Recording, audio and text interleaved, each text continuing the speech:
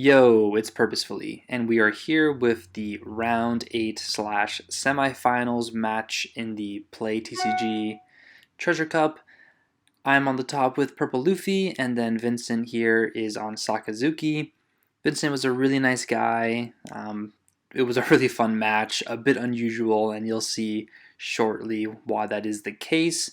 We rolled the die to see who goes first, and I win it, so I choose to go second, denying him of that turn 1 brand new into all of his Great Eruption, Hound Blade shenanigans that they always have, so he's going to have nothing to do on his first turn except cycle a card, perhaps. And then I also have no turn 1 play, as usual, so I'm just going to put down my life, he puts down his, we lock in our hands. I did speed up this video quite a bit, but I think it should be fine. I should be able to keep up. I just didn't want this video to be too long, and especially since this format's ending, I don't think people are going to be microanalyzing every decision. So yeah, he passes after cycling a 2k to Shigi. Now on the second turn, he swings 6. I go ahead and take, and I actually end up choosing to trigger it. It is Gum Gum Jet Gatling, allowing me to ramp up for free, which is really nice. And then he goes and plays a brand new. So what's cool about Gum Gum Jet Gatling on the first life is that it allows me to play a 5-cost character for, I guess, sort of free. Well, I'm not picking up my own life to do it at least. But I actually am wielding the secret sauce, my spicy tech, and I'm considering whether to play it or not because, quite honestly, I just hate when Sakazuki has anybody on the field because it's going to be a Hound Blaze target, and I just try to destroy their board so they're forced to fight for board, and also requiring them to waste cards out of their hand. I don't want to feed them too many cards in their hand, so they lay out their hand here, and I'm just thinking for a little bit what I do. I'll start with a 5k swing. They always usually take that 5k swing, and now with 5 Dawn left, do I go and send it? Yes, I go pick up my own life, go to 6, which is a really uncommon number for Purple Luffy to operate at, but in the rare case where you go second and get a ramp trigger, we were able to establish a really strong 6 Dawn, 7k power king and popped his brand new. So what's really interesting about a 6-cost character, as I went over in the deck profile, is that it's pretty tricky to get rid of for Sakazuki. He'd have to use Ice Age or some combination of cards to get rid of it, so there's a good chance that it sticks because he doesn't want to use up all of his cards too early.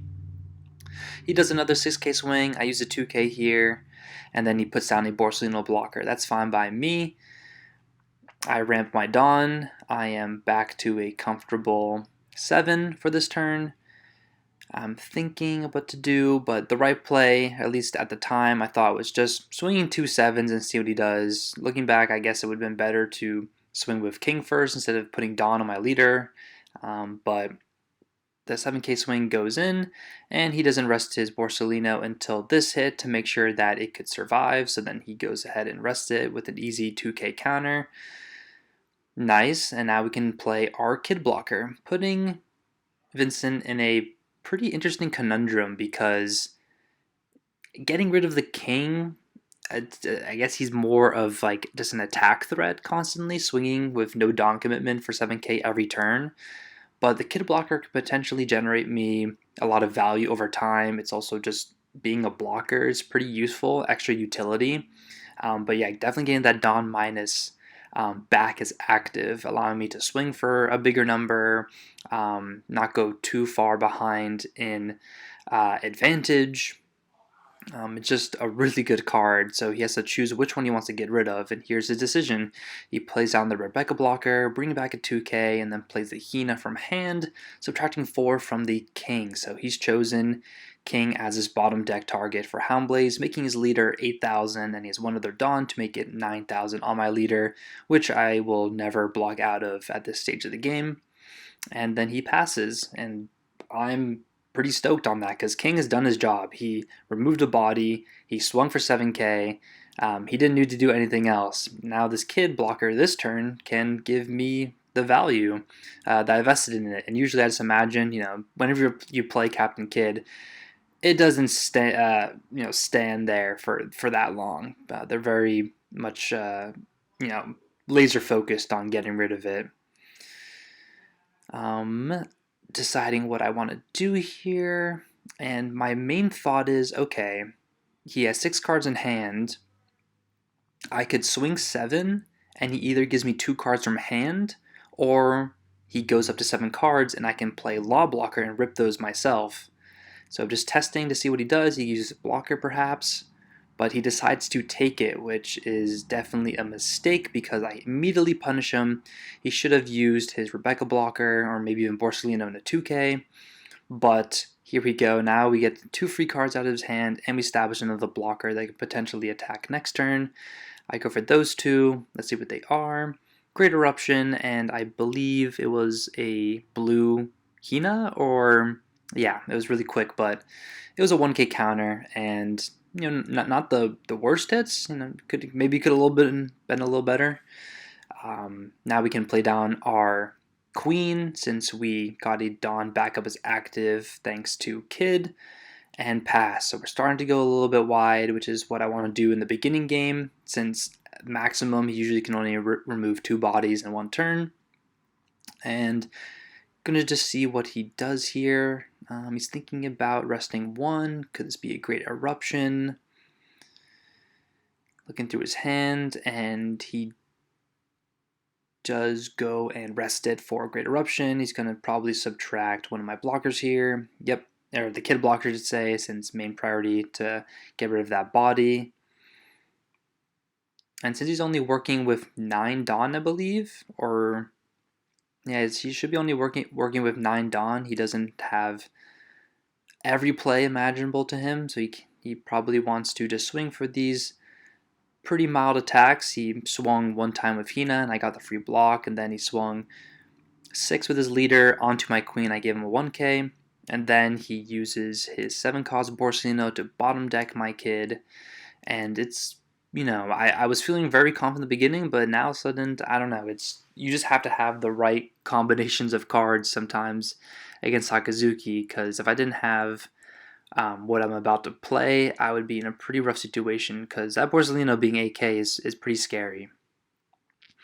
So I'm just making sure that I want to make this play, and I go ahead and pick up 9 Dawn, rest it for Kaido. Really huge here to blow up that Rebecca blocker, and I can now start either swinging his life or removing his board. First, I'm going to swing with Law as leader, because I assume he doesn't want to rest the Borsellino too early. And now he's just giving me a lot of counter, so he doesn't go down to 0. I'm deciding whether to swing 6 here, or if I want to be a crazy person, pick up a life and swing 7. He only has 3 cards in hand. There's a few possibilities, but I'm thinking if he doesn't have any counter, which I know Sakazuki usually runs out of counter with all of their combo pieces, that he's going to have to waste his Borsellino blocker or go down to 0 life.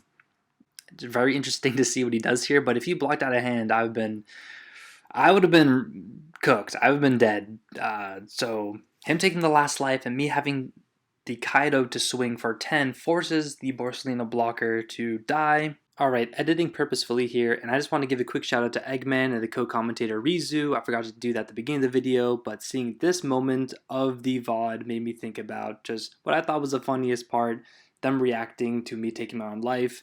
They were correct. That was way too risky. Don't follow what I did. But hey, we take those. I don't give a frick. This is how we do it. Alright, back to the video. And now I am pretty sure I have the game on wraps because my entire hand, you can't see it, but it is stacked with counter. There's so many 2Ks and 1Ks. I don't think there was a single dead card in my hand. Maybe one, and any combination of Dawn that you put, I thought that I could squeak out the win.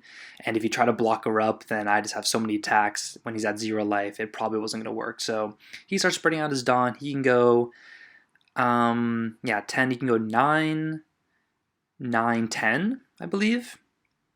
So we just have to block 2 of them here, and I'm just making sure I got the math. I didn't mess this up horribly, but we just put our cards in the right order for what he's about to do. So we use 2 2Ks and a 1K, and then he swings for 9 again. And we're just going to play it safe. We're just going to do another 2-2Ks and a 1K. Absolutely crazy hand for Purple Luffy to have, but we do run a lot of counter. He swings 10 at life and basically just says GG here because there's no way of winning. And yeah, we took it in such a strange way, picking up our life when we don't really need to, playing 6-cost king on our second turn. It was a fun one for sure, and definitely shout out to Vincent. Thanks so much, guys, for watching. We're going to go do the finals in the next video. Stay tuned.